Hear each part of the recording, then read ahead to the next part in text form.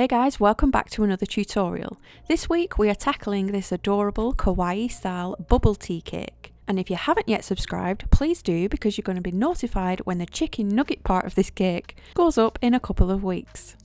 But let's jump straight into this adorable little cake tutorial. Firstly, you want an acrylic working board or a cake drum with some greaseproof paper laid curly side down. Basically, you just don't want your greaseproof paper to curl back up on you. And then adding a dollop of ganache in the centre and creating roughly a 5-inch circle, and then placing my first 5-inch tier on top.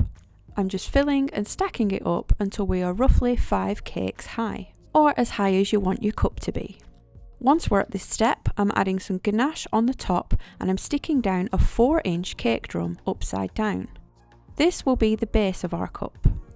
Then quickly you'll want to scrape any excess ganache off your paper and up onto your cake. We don't want this to set down here as it will hinder our scraper making a clean sweep. And then starting to carve using the top 4-inch drum as a guide, shaving bits off so it tapers from 4-inch down to 5-inch. We're then adding a layer of ganache around the outside to add some stability to the shape and seal in the freshness. I've then got a tall scraper and I'm just working my way around, mainly taking off any excess ganache. You can see I'm finding it difficult to scrape around with the ganache that's set on the paper. So I'm going to leave this to set now and firm up before adding a final layer.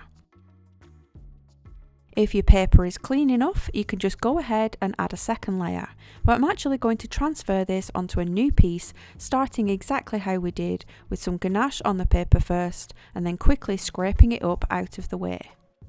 I can now get my scraper in and get a clean finish with the second layer. Once this is set, I'm dampening it before covering it in white sugar paste. I've just rolled out a long rectangle and I'm unrolling it around the sides to cover it. For tutorials on how to make ganache, how to make the sponge cakes and all your basics, they're always linked in the description box below.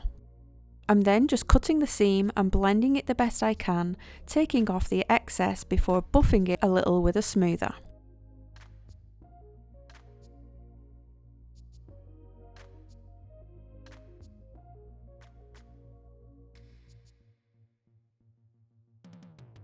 Using my smedger to squash down the paste near the base to get a nice clean cut.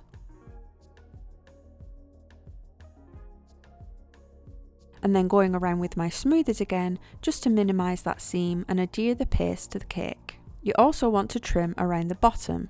Yes, it does look a bit messy, but this bit is going to be stuck down to the board so you're not going to see it. Now comes the time to place another acrylic board or cake drum on the top to flip it over. You want to remove the bottom acrylic plate and then peel off your greaseproof paper to reveal a nice flat bottom edge. This is an additional step, but I've just cut out a long strip of greaseproof paper and I've added Trex to it, which is just veg fat, to help it stick to the side of the cake. This is just going to mask off for when we airbrush to create a shine line on the side of the cup, but again this is an optional step. I've got water-based airbrush colour in brown and I'm just covering majority of the bottom, fading off to white as I get near the top. This is where you can choose whatever colour you want. We just went with the original bubble tea sort of colour. You can then gently remove your line for a nice clean finish. I'm then dampening the top and adding a white sugar paste circle and gently using a scalpel to trim where it meets the paste on the side of the cake. I've then rolled up some more white sugar paste in a strip, carefully unravelling it around the top edge. It will be a little bit wiggly because we are not perfect, but you can take a straight edge scraper and just tap it up into a straight finish.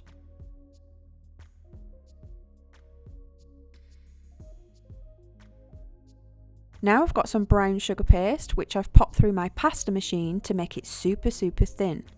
I always recommend getting a cheap pasta machine for your cake decorating as it can make your life so much easier. I'm now cutting out little circles for the bubble tea balls in the bottom of the cup. I did think about airbrushing them on, there's lots of different ways you can add these, but I figured for the cartoony effect we would just cut them out super thin. You then want to apply these haphazardly all around the bottom, nothing too uniformed. And then I've cut out some slightly thicker black ones for eyes so that they stand out a bit more, and we're placing these part way up the cup. I've then got some water on a fine paintbrush and I'm adding in where I want the smile to be. This is just a very thin string of black sugar paste. To bring him to life, we're then adding small white circles for catch lights in the eyes. You then want to take another small circle cutter and just cut out some white paste from the lid at one side, replacing it with a black circle of the same size, but the paste is much thinner. This allows the hole to sit a bit further down and create the illusion of the hole. And then just finishing it off with a real bubble tea straw, which is a nice simple finish. It's super easy, super quick and super cute, and it makes a great addition alongside another cake if you need to feed more. Here we have him next to some chicken nugget share box. This will be a separate tutorial popping along in a couple of weeks. Hope you enjoyed this one, thanks for watching and I'll see you in the next one.